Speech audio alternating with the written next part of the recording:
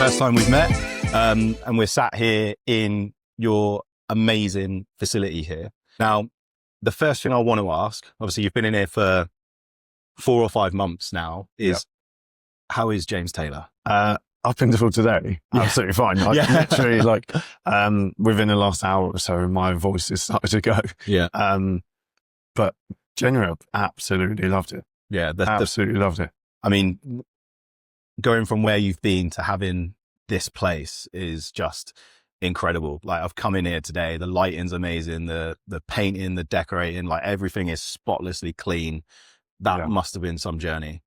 So I'll have to send you some pictures of what this unit looked like before we come to today. So we actually got the keys relatively early on, to be honest, and before I'd officially finished my other job. Yeah. So I couldn't actually step in the building. Yeah. So Anna and a few friends actually started to come in and started to clean everything down before I even got here, which was awesome. So I've literally been here pretty much every single day since the 25th of August. And I've probably been doing 70 to 80 hours a week. How does that feel now to have your own space, own training space? Genuinely, absolutely buzzing. And I wouldn't change it for the world. I'm probably working double the hours, but I'm getting double the fun and double the pleasure. The enjoyment and the reward. Yeah. And just the clients. 100%. Right, just before we carry on, there's one thing I'm just going to grab from my car. Obviously, a lot of the equipment is from us in here, but I've got the factories to prepare a little something. So just give me 2 seconds. So I've got 2 of these, and obviously it's very heavily MuscleSquad branded in here. Yeah. So I've asked the factory to prepare 2 of these for you. Oh, and nice. you can put them up in the most suitable spot that you would like. So I'll give you a hand. That is... No, well. And they're very heavy. Oh, that is still... It's very, very smart. So I'm thinking probably the 2 in the middle. Yeah. Gives you an opportunity to kind of get your brand away a little bit, because it is very heavily MuscleSquad branded in here. So we've got these done for you. That's amazing. Just gonna have to get someone back with a spanner, I think, at some point. I can do that. Yeah. That'll be done by tomorrow. That down there, we can all sit up. We'll get rid of this box over here. That is awesome. That is... It's pretty special. That. Yeah. I think kind of when you see your brand like that printed on a piece of laser cut steel and like that, it kind of helps bring it to life. So like I said, I've got 2 of those for you. I've been working on it hard in the background, and so that's why I'm here today, in order to kind of give you those. But ultimately, what I kind of want to discuss is how the journey started. Yeah. How, and a bit about your process. So this isn't about MuscleSquad. It's not about us trying to sort of say the things that we did and how we did it.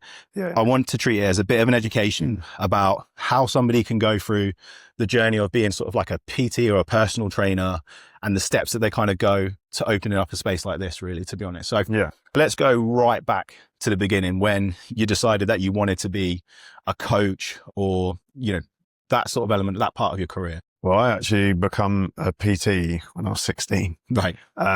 So I'm 36 now. So I've been coaching for just over 20 years. Yeah. And it was literally like, I did the GCSE PE and was like, I don't really know what else I'm going to do. I played a good standard of rugby. So it was like, I'm going to become a personal trainer. So I did that in the summer holidays after year 11, basically. Nice. And it's just been personal training, massage ever since. Yeah. So genuinely, I've been coaching for 20 years. Nice. And first job? I was at the leisure centres before. Yeah. I started off a program called Junior Toners. Yeah.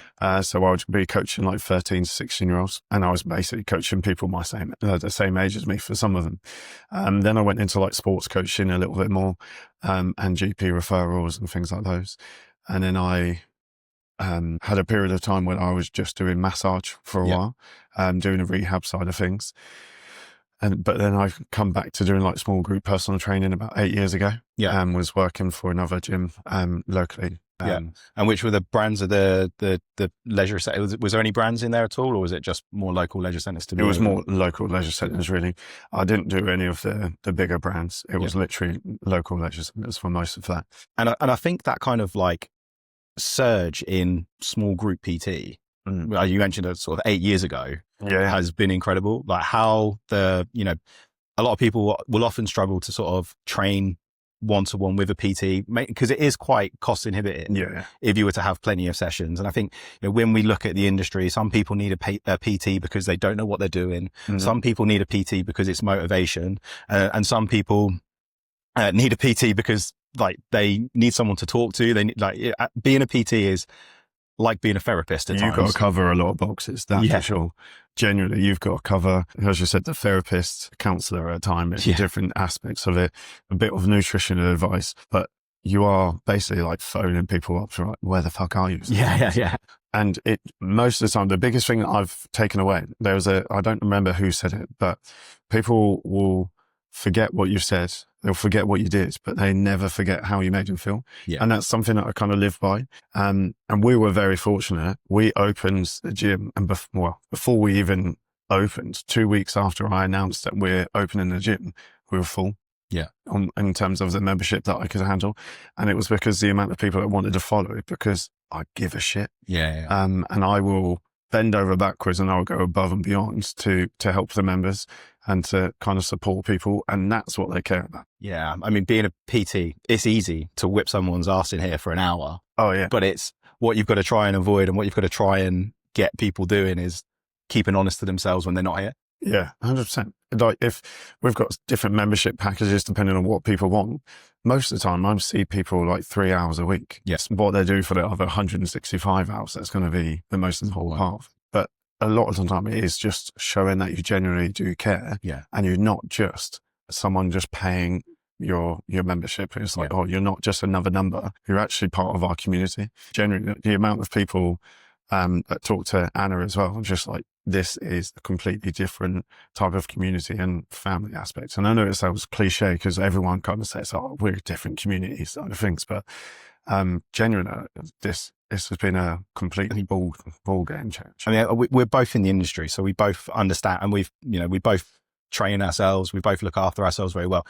The importance of the sort of the chemicals that are released in your body when you train, and how that makes you feel, and doing something hard and doing something difficult and doing something that breaks you a little bit, and then how it makes you feel the other side.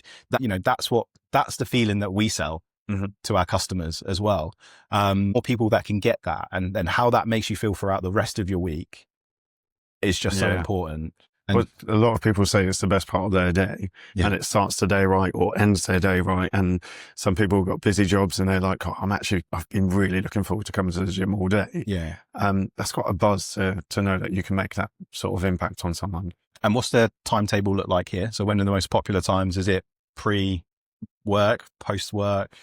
To be fair, we are full all the time. Monday, Wednesday, Friday, I do 9 sessions. So I do from 6 a.m. till lunchtime, and just doing 50-minute slots. So I do 6 a.m., 7 a.m., 8 a.m., then 9:15, 10:15 lunchtime. And then I do from 4 o'clock, 5 o'clock and 6 o'clock, Monday, Wednesday, Friday. I just do the morning sessions on a Tuesday, Thursday, and then a Saturday. Because at the moment it's just me coaching. Anna runs the business side of things, and then I do all of the coaching hours. And we've got one of my best friends who's going to be doing some part-time coaching in January with us.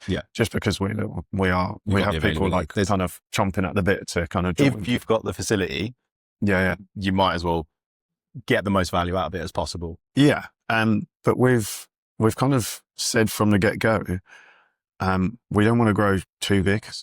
Because the whole point of this was, when I was in my last job, it was more about, because I was the general manager and looking after a team and the members, for me to develop, I had to come off the gym floor and mentor a lot more. But it kind of lost the connection that I started personal training for in the first place. It's about the people. And you can say it's your own ego or whatever, that you want to be on the gym floor and do the easier role. If that makes sense, rather than running the business.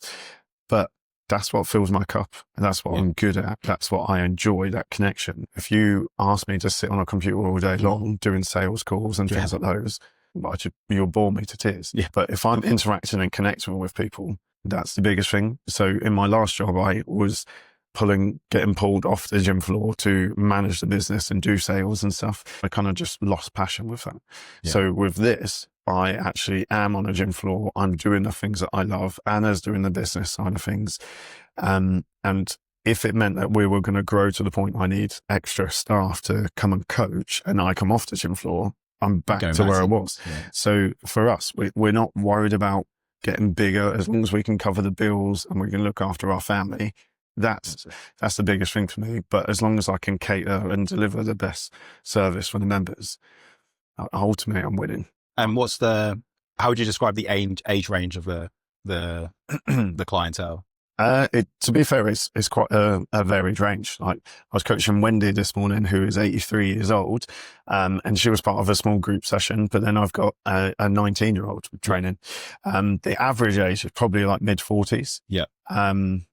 But I don't discriminate against anyone really, as long as it kind of fits in and it fits in within the small group PT. But because we've got the facility, I can adapt very, very quickly on the spot. So it's kind of more about the vibe in a session. If I have to then spread myself thin to get round everyone, then it would disrupt the flow and the vibe. And how many people in a class tend to be? So I do 6-to-1 ratio. Right. Okay. So I never go above the 6-to-1, other than a Saturday, where it is more about the community. So I do, one is a resistance session, which is like 12-to-1. Yeah. And then I do a cardio one, which is like 16-to-1. But Monday to Friday is just 6-to-1 model. And pretty much most of those sessions are full at the moment.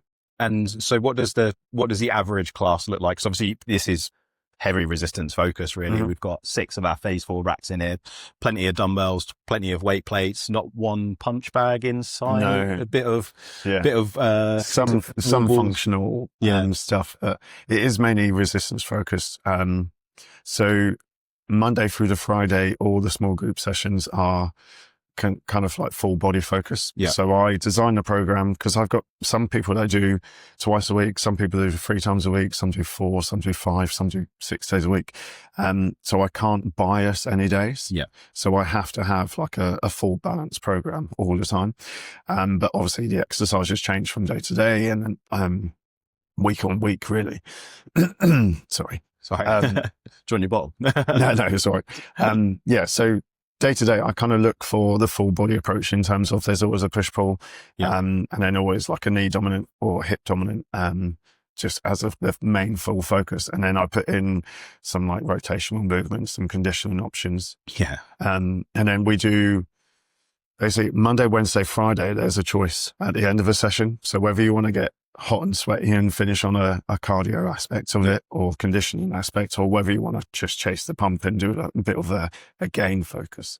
But everything is always balanced. Yeah. So there is a bit of a choice with it. I find it super interesting because I think it's a really interesting time for the fitness industry. And I think we're all in it at a fantastic time because, you know, the recent research which has been coming out is more muscle mass as you get older, the longer you're going to live. Yeah. And then the second thing we've got is high rocks as well. So and that just from both sides of the equation, you've got the young guys who are really interested in the high rock stuff. And we see it from a customer point of view now where people are coming in and they are approaching retirement age or early retirees. Our customers tend to be higher demographic customers, and they've got personal trainers and they say, right, I need to do this. This is what they're doing. Like they're going to come around to my house. They're going to coach me. They're familiar with your equipment. So this is the product that I want to buy. And they're coming in and they're saying, I want 50 kilo hex dumbbells. And I'm personally going, what? But then they're saying farmers carries, like exercises like that. Everyone's talking about the grip. Because they're talking about grip strength now. Yes. If you can hold your body weight in your hand for a minute, then you're going to have a better longevity and things like those. We definitely have noticed that more of the older demographic are obviously trying to get into the gym and be as healthy as possible. But I think across the board, everyone wants to get fitter, stronger. They still not always have achieved the goals that they want. Yeah. And again, you've got way more. I mean, this has been going on now for 10, 15 years, but obviously way more women in the gym now using dumbbells, weights, and everything. And that whole ethos of if I touch a weight, I'm going to end up being super muscly.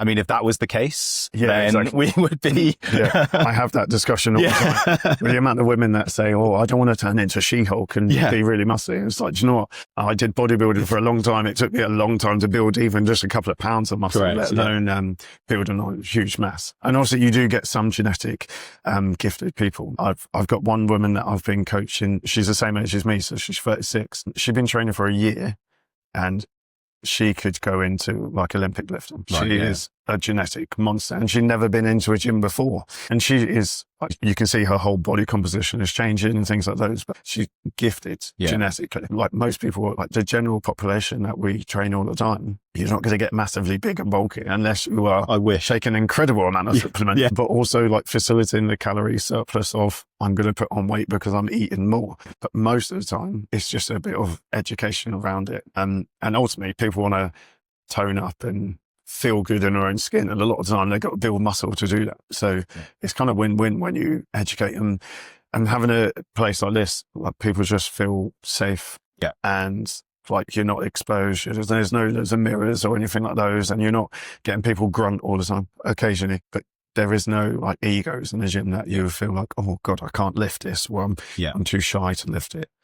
Because everyone's kind of all welcome and at their own pace. At 6-1, you've got the time then to be checking form, checking rests, like making sure that no one's doing anything silly, making sure that people are on their numbers and stuff like that. And sometimes you see classes where they end up being 24-1 or 12-1 or even 18-1, and then it gets like it's hard to then control form, injury risk, especially even I'm approaching 40 now and I've got to be careful, when I know it's enough. Rotator cuffs are my biggest fear, or like hamstrings. When it's getting to the point of, just safely just put it down.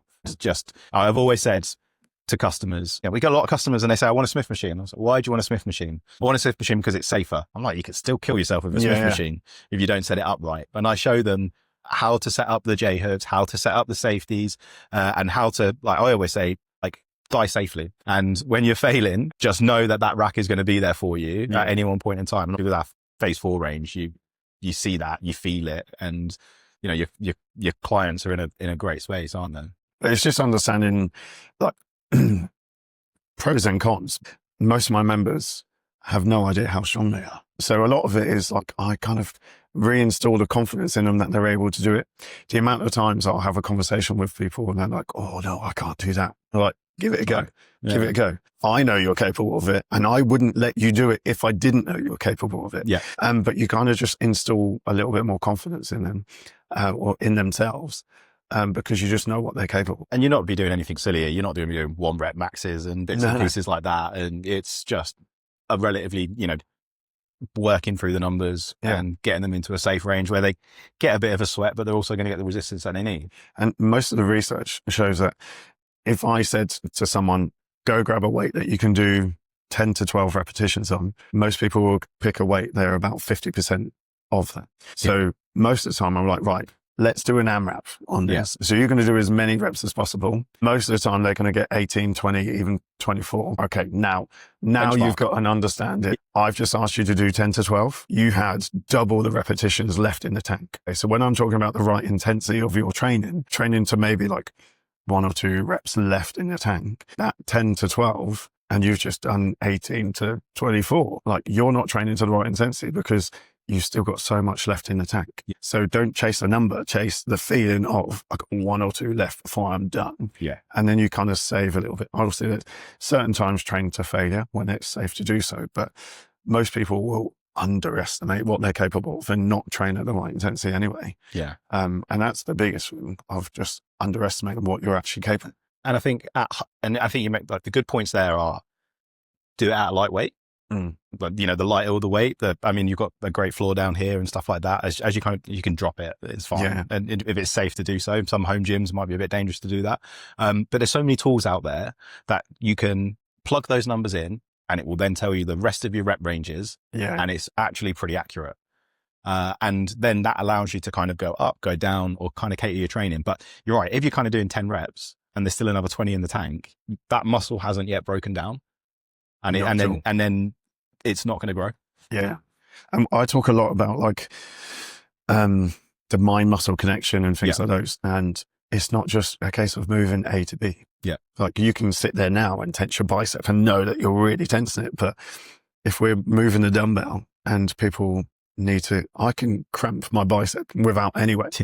The weight is just another way of making it a little bit more challenging. Yeah. So it's trying to get people to actually understand what muscles they're doing, what the muscles are meant to be doing, and what feeling they're getting when they're actually lifting the weights. Yeah. Because it's so easy when you see people going through certain motions and you're like, you're actually just going through the motions. Yeah. There's no connection with what's going on there.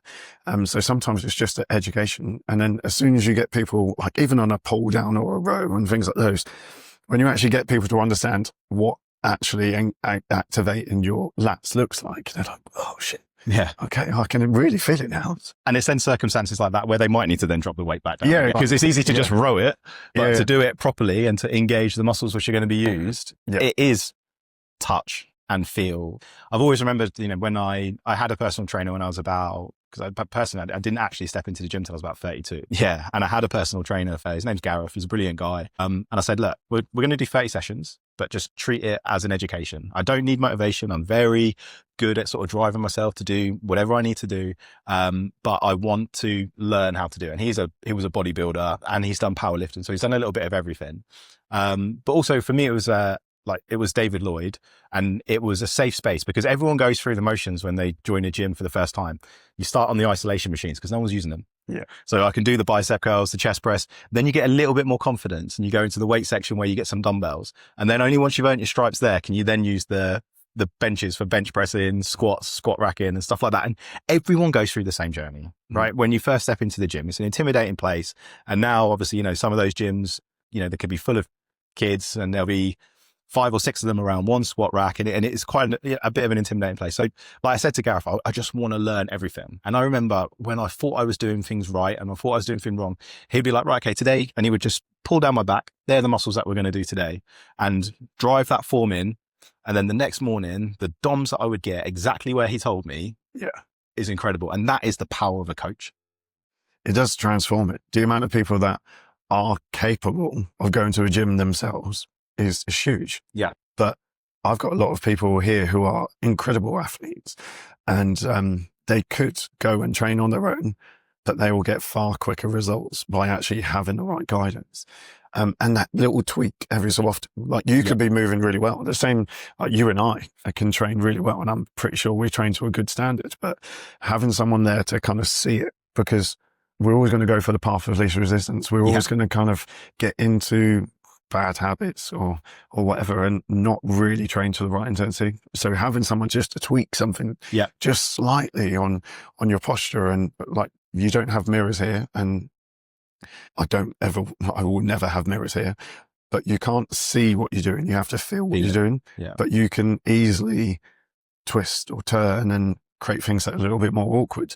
So having someone there who is visually watching and tweaking things and knowing exactly where we're aiming for. Like I know the ins and outs of my members, so I know how to manipulate to be like, there you go, you get that now. Yeah. Or use an analogy that they actually understand it. So rather than just saying like an internal cue, I want to squeeze your chest, or the one that everyone says is like brace your core. What does that even mean? And so a lot of the time it's just using the terminology that someone's going to understand. And they're like, oh God, I really get that now. And you get that light bulb moment when they actually understand it and feel it and be like, oh my God, I heard from it. And that bracing that core is just then transfers over so many different exercises as well. And when you see people do that for the first time in a squat, when they kind of like, they brace and they go for it and you're like, I finally got it. And then how that then can transfer into a bent over row, or how it might transfer into an RDL or something like that. When they finally crack it, it's just great to see, because then they got it. They got it.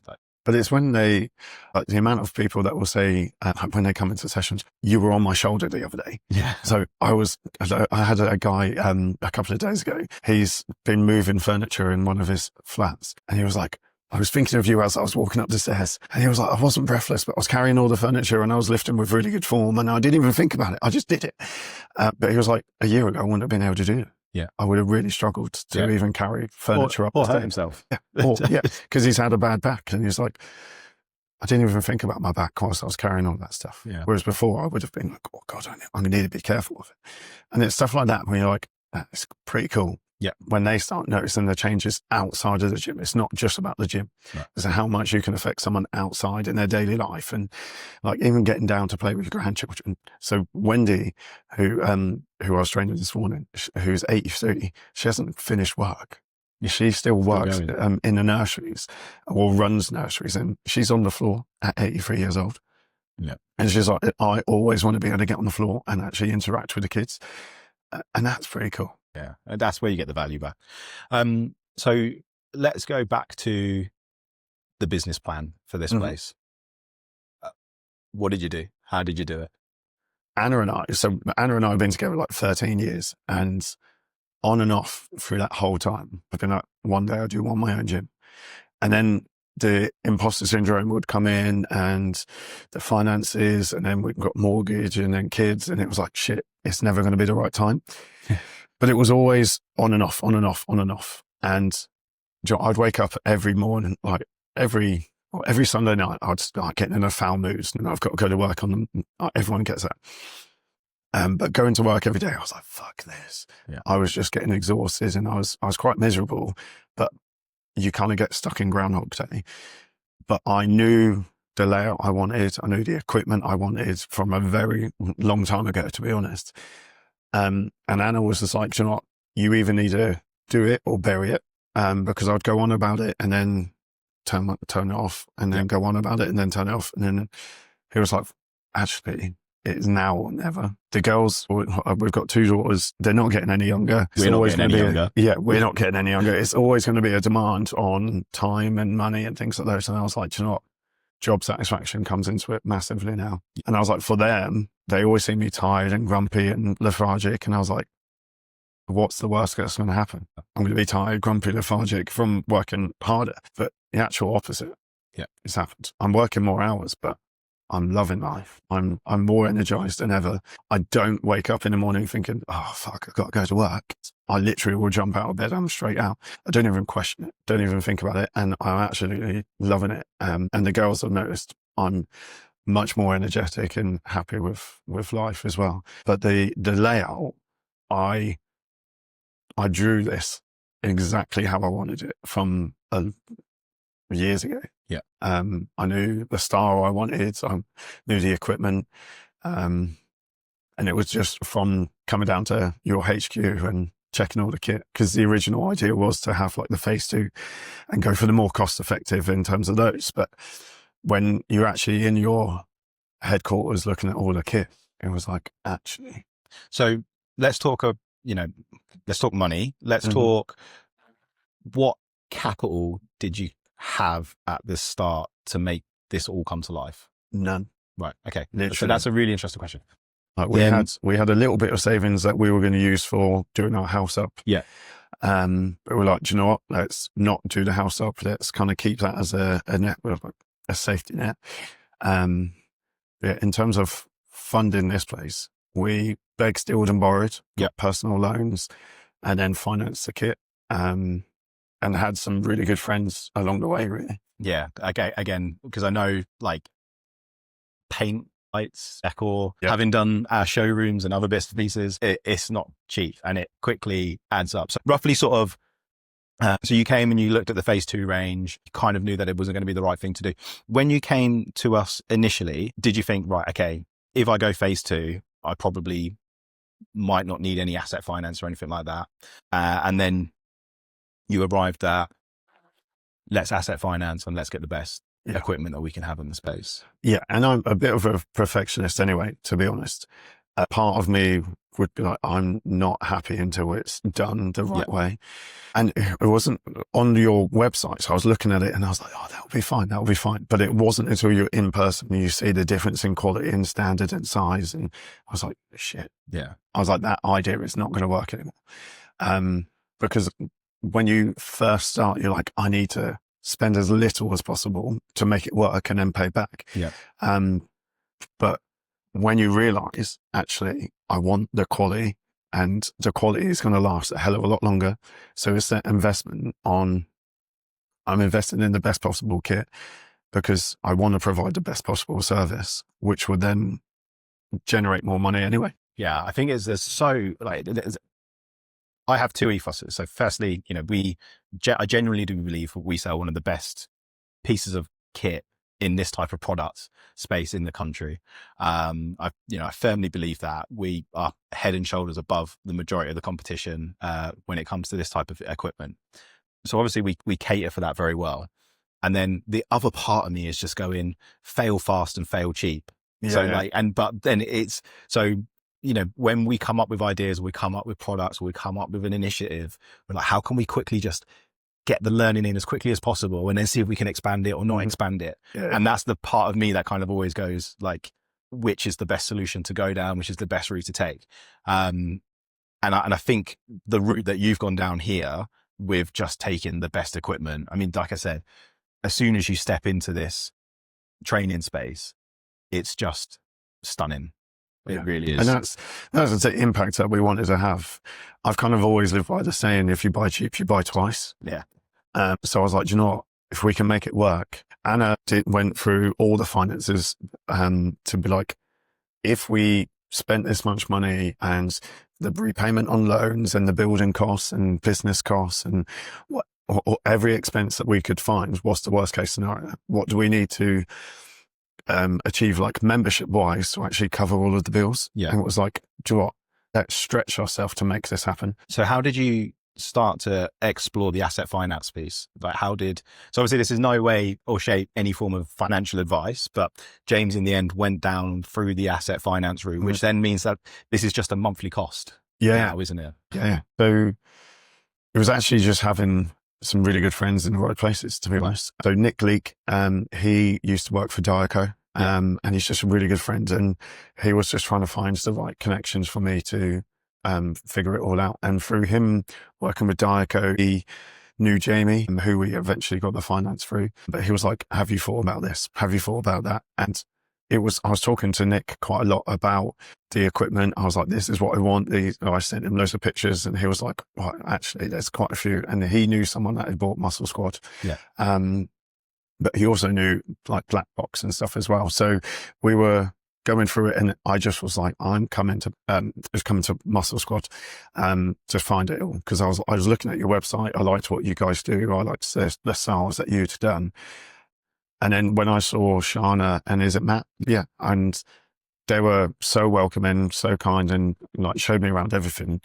And was like offering to let me train on it and stuff just to feel it. And I could just see instantly, I was like, this is what I want. And this kind of matches the style that I go for, the look I kind of had drawn out on my sketches all the time. And at one point I annoyed Anna because Black Box basically just said, we'll price match everything. Right. So once we'd actually finalized everything with you guys, they were like, we'll price match. We want to beat them. We'll price match and give you exactly the same order that you've got, but we'll kind of try and do a discount and make it even cheaper. And I was like, oh no, this is going to throw a spanner in the works. And Anna was like, don't you fucking dare. So sorry for my French on that one, but she was like, don't you dare. And for a second I was like, oh, but I was like, you know what? No, I'm all in on this because like, it's not even just the accessories of the bench and the foot plates and things like those, but it's built bloody strong and it's built to last. And, we always put customer first. I think, Shana will reply to your email within 5 minutes. Yeah. She has been super quick, very, very efficient the whole way through, which is really cool. But we always we focus on just making sure that the customer is never sort of out of place, and we'll do everything first. I think we had an incident, didn't we, where one of the factory boxes had been, so each one of these racks has 2 back uprights and 2 front uprights, and in one of them they'd accidentally put a front instead of a back. And we ran it down there. I phoned up and was like, is there any chance of making it happen? and swapping it, because our open day was like a week later. Yeah. And Shana was like, give me a minute. Yeah. And then like within 20 minutes, she was like, Chris is coming down, going to drop it off. And I couldn't have asked of any more. But, and again, it's just, we go for, and it's not the first time we've done that. It won't be the last time we've done that, but just, you know, when you're in the flow, and again, the guys that you had install the racks did a really good job. Like when I was coming down, I did compliment on how well they'd done and how well they'd kind of got everything laid out and stuff. But when you're in that flow, you don't want to stop.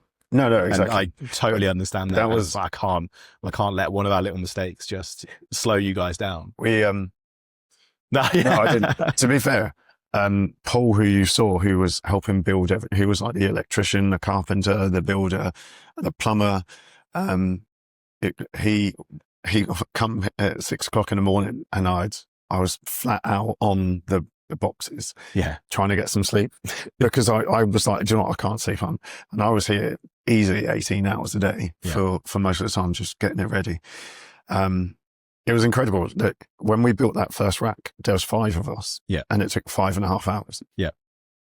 And then, because me and Paul were doing them so often, we actually did all of that rack, or all 3 of those, in like just under 3 hours. And once you get into a process, you know what it is. You just knew exactly. The only thing I've realized about an hour after I built it, I've put the front post the wrong way around. So the numbers are on the outside of everything other than that one, which bugs me, but I'm like, you know what, I'm not taking it down. I'm the only one that's notices it. So I'm like, it's fine. I've done that once. Don't worry about it. So just going back to sort of like then the finance. So you got the finance. How long, what sort of time period was the finance over? So we're paying it over 3 years. Okay. Pretty quick. Yeah. So you know the finances more than I do, but it's over 3 years. So the lease for this building is 3 years. So like, if we can tie everything in, so it kind of is as seamless as possible. Know that feeling so well. You've got the fear of thinking that it's going to fail. And you've got the fear of what's the worst case scenario. But I have every single faith that that's going to be renewed, and and maybe even a second one come in, and not. The thing is, we could right now, to be honest. The fact that we hit the full membership target that we wanted within 2 weeks of announcing, before we were even opened the doors, we were at the full capacity of just me coaching, and we got people literally chomping at the bit, which is amazing. And how does that come about? Is that word of mouth? There's no paid are you doing any paid social advertising or anything in the area? Literally is, because I've been in the industry for such a long time, and I've got quite a good reputation of I've treated people well. It's been literally like people wanted to follow me from the last place, and people that I've coached years ago, as soon as they realized I was opening my own place, they're like, how can I join? To the point where people were signing up before we even realized our website was live. We had members actually paying to register, which was amazing. And I wanted because I know I can't coach all the hours under the sun, and I knew I could only have a certain amount of members, I made the Saturday as a bigger community aspect. So we have non-paying members or non-members paying to come on a Saturday. So our community is actually grown anyway. And that's a pipeline for when the opportunities do come back up. Exactly. So they're like, well, we're paying regularly for a Saturday session. And they're like, well, can I actually become a member now? But I actually can't because we're too full. But it kind of helps feel like our community is even bigger. And it's kind of, people get a little bit of a taster of what they get when they train here with the equipment and being trained by someone who knows what they're doing and got that experience. So I've got at least 20 people that come regularly on a Saturday that want to be members that I can't actually cater for right now. That's great. And it's the best, it's not the best feeling because I want to help everyone. But it's the best feeling in the world knowing that there are people that are desperate to join. And at the moment, I feel quite fortunate that we're in a position where if I did happen to lose a member for whatever reason, I've got other people who are literally ready to take their place. And I don't think there's a stronger position to be in. But at the same time, we still want to stay as humble as possible. Like as soon as we open, people are like, oh, you're going to outgrow this place really quickly. And I'm like, no, we're not. Yeah. I don't want to. Yeah. I don't want to go bigger. I don't want to go more costs and stuff like those. I actually want to stay humble, provide a hell of a service. Yeah. And actually just like having my best friend join and do a bit of coaching as well. I don't want to then get me and him full time. Yeah. And then have to get another coach to, if we have a holiday or anything. I just want it to be that we can cater for everyone as efficiently as possible. And I noticed you said quite a few times there, coach. What's the difference in your mind between a personal trainer and a coach? It depends on how you want to kind of see it. But for me, I've never referred to myself as a personal trainer. Yeah.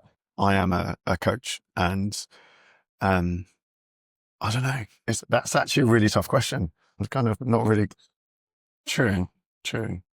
But I don't know. For me, like the personal trainer aspect, like you get personal and you're obviously supporting someone, but my members I help them, and it's not about me, but I do try and help all aspects of it as much as possible.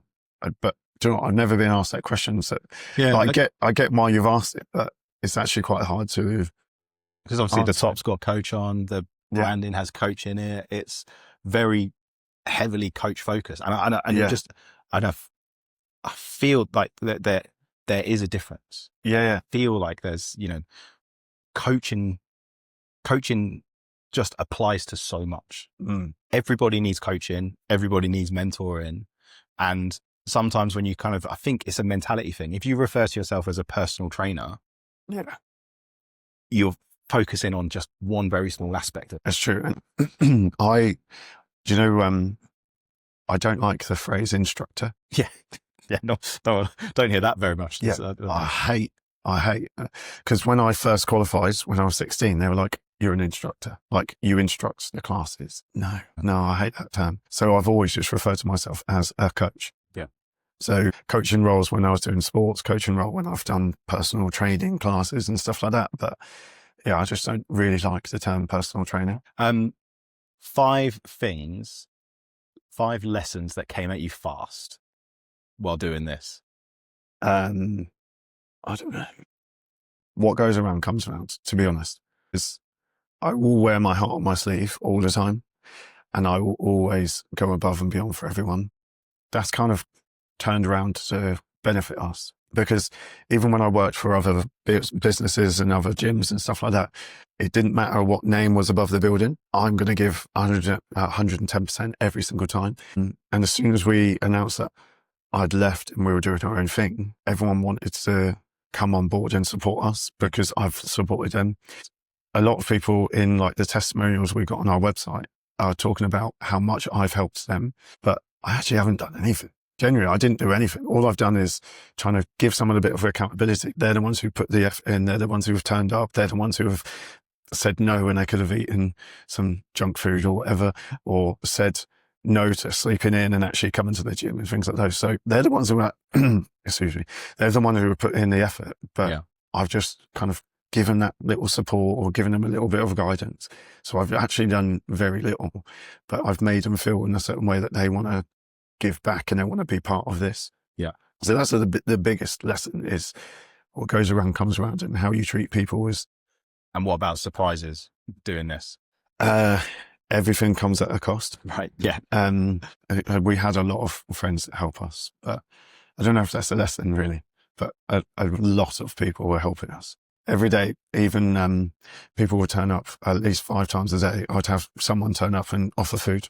Yeah. So we're like, I know you're, and we did some social media posts, and they were like, JT, you're getting too skinny. You're getting too skinny, which started a trend of calling me chicken legs for a while. But yeah, just people would just come and share, like give me food because they're looking too skinny and we want to look after you, which is amazing. But there are 5 lessons. There is the hidden cost with everything. So what are those surprising costs? For somebody who might want to do this somewhere else, what were those surprising costs? The pain, definitely. So what you initially think in terms of budget, you're like, right, this is the worst case scenario. Add another 20% on top of Did you paint it? Did you or did you outsource the paint to a painting contractor? So me and Paul, the electrician, Yeah. builder, handyman that you saw, did everything. Yeah. So we had lots of people come in and help us, just friends. Anna, you were looking after our daughters. But yeah, it was basically just, I'm going to work my ass off until it's done. And we paid Paul. So Paul was here for like 8 weeks.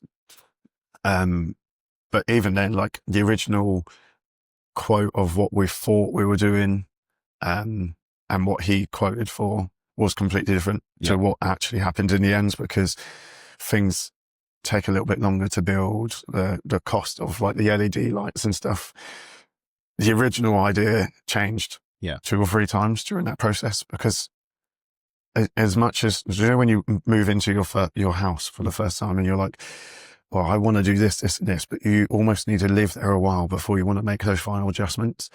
I needed to be in this building as much as possible to like, well, actually, this would work out better and this would make more sense. And so whilst I was here, I was constantly changing my mind as well. Yeah. So it's trying to be as flexible as possible. But one big lesson is have someone that you trust, who is a skilled person in terms of, Paul saved us a fortune, but also mentally and physically saved me a fortune, because he's a qualified electrician. He does building work, does the plumbing work. And he was just helping with absolutely everything, like trying to advise us on what to do. Yeah. And trying to help me build my ideas and pictures. He saved us a fortune. And he's got the network for things that you do need the help on and stuff like that. So having someone that you trust is definitely a lesson too, and who can advise and guide you in the right direction on stuff like that. And he kind of helped me get my vision to life.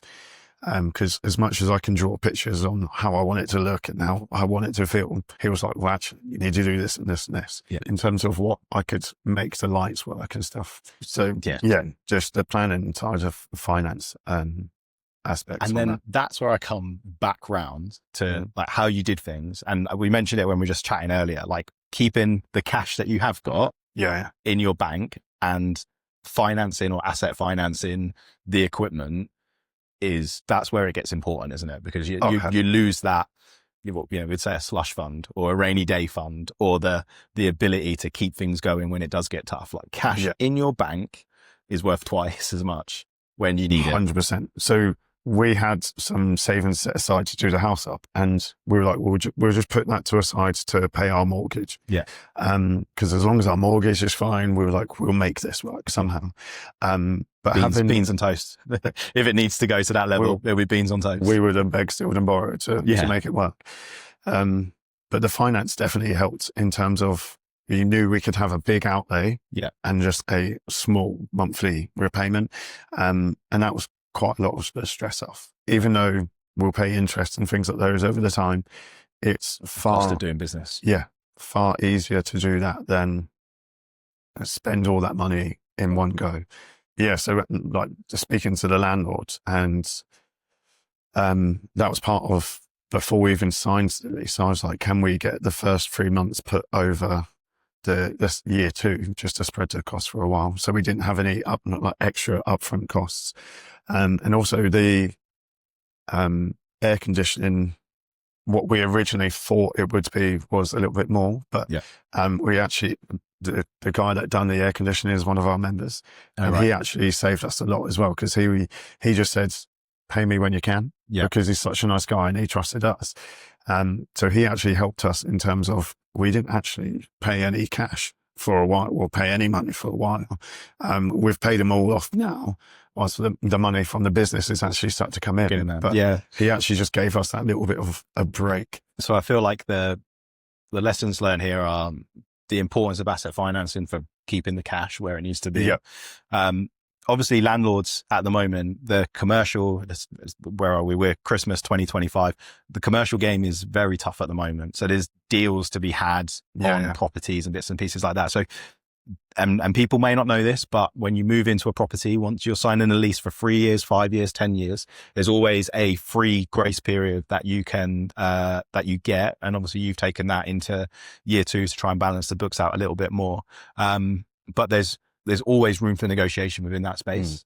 So you'd again, be surprised on how much you can negotiate and leverage. Yeah. Yeah, exactly. And the longer that you're willing to commit, that tends to be the more that you get back. Had you gone 5 years or 10 years, you may have got 6 months or 9 months. And obviously that is there because businesses are aware that you're not going to generate money immediately. Right. There's going to be costs to make something ready, and there's going to be costs to until you get on your feet and you start driving revenue. I think so. That's quite important. And then the last message is a network. Having a network of people that you can rely on and trust, and that can help with the little bits and pieces. Because it is very daunting. You walk into here and you think, right, how am I going to turn this into a space that's going to look incredible? And like I'm such a visual person, so I do draw pictures all the time. And if I ever trying to explain something, I'll just like, let me get a piece of pen, a pen and paper, and I'll just draw it out. But turning that into a reality was difficult. But it is exactly how I originally drew it. So I'm really grateful for that. But there was a lot of lessons learned there. But Brilliant. Honestly, the amount of hours that friends and family put into trying to support us was incredible. Genuinely, I could never be able to repay them back. And even just sometimes, like whilst I was on the top of scaffolding how I was painting, my friends would come and not necessarily even start painting, but be there as well. Yeah. Because there's nothing more tedious than painting after hour on your own, and just even listening to music after a while, like I'm brain dead. Yeah, you've got the radio on, you listen to the same song 5 times over, or the same playlist over and over again. Every 2 hours, it's like, oh, this song's going to come on, that song's going to come on. But just having people there to support you the whole time has been incredible. When you get those friends that want you to do well, and want you to succeed, and they're willing just to be there for the moral support or the, again, we were sort of saying, I'm finding it easier now to sort of talk about the business. And actually I find it quite therapeutic to talk about the business now on my Instagram or TikTok or LinkedIn or whatever, because it just allows me the opportunity to sort of, for people to understand why I make decisions and why I do things, and give them a little bit of insight. And I could be really closed book about it all. I could but what's the point? I'm quite happy with my business and what I do, how I do it.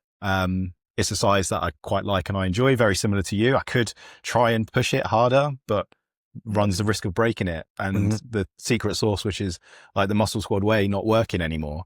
Or I could just have it how it is and keep it like my staff happy, my customers happy, and not annoy anybody. And I think that's where kind of, having the ambitions and stuff, therefore I can talk about it because I'm not scared about what a competitor might hear, or a competitor might see my destiny and I'm going that way. It doesn't matter what anyone else thinks. Yeah. That's a nice way to be. Yeah. Very nice way to be. Cool. Well, I'm not sure how long that's been, but I've been talking probably for about 45 minutes or so. An hour. Oh, really? Flies by, doesn't it? Sorry. No, it's okay. But no, I really enjoyed that. Then get to meet the man behind the name, get to know a bit about the story behind it. But thanks very much. Oh, thanks for trusting in us. Thanks for letting us do everything. That's and awesome. Yeah. You'll have to get, what was his name? Nick, was it? Paul back. But to be fair, when it comes to building the rigs, I am always building. It's me building all the shelving and stuff. Yeah, that will be up in the next couple of days, that's for sure. Great. Cool. Yeah. Thanks very much. And I still have loads that I want to order from you guys. So more's going to be coming. It's literally like, I know I want the landmines. I know I want some of the crash mats. I know I want some more bars and stuff. Get you some personalized bars. That would be cool. Great. Thanks very much. Thank you. Cheers.